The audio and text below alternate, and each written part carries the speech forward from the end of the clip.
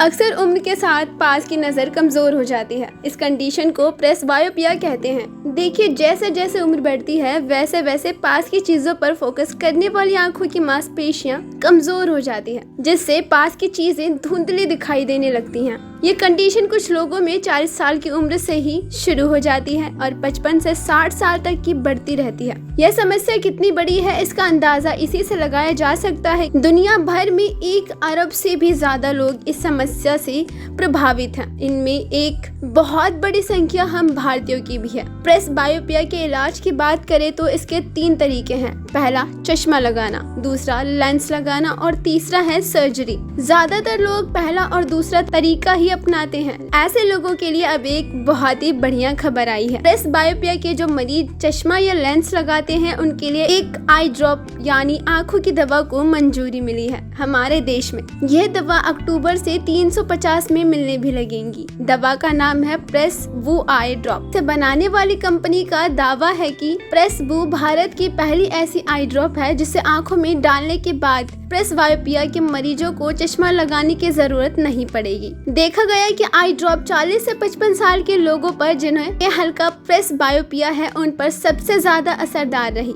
इससे यह फायदा भी ज्यादा करती है और आंखों को नुकसान होने का चांस भी कम रहता है। इस आई ड्रॉप को लगातार कई सालों तक इस्तेमाल किया जा सकता है। इसकी एक ड्रॉप का असर 6 घंटों तक रहता है। खास बात यह है कि इसमें इस कंपाउंडर का इस्तेमाल आंखों की कई बीमारियों में किया जाता है, जैसे ग्लूकोमा यानी काले मोतियाबिंद में, और कभी कभी मोतियाबिंद की सर्जरी के बाद भी इसका इस्तेमाल होता है। इस कंपाउंडर से आंखों पर पड़ने वाला दबाव कम होता है, लेकिन इसकी एक चेतावनी भी है कि इस दवा को तभी आंख में डालें जब डॉक्टर कहे। कभी भी अपनी मर्जी से इसका इस्तेमाल ना करें, क्योंकि जिनकी आंखों का पर्दा यानी रेटिना कमजोर है, अगर उन्होंने इसे अपनी आंखों में डाला तो उनकी आंखों का पर्दा फट सकता है, यानी कि रेटिना डिटैचमेंट हो सकता है, मोतियाबिंद हो सकता है।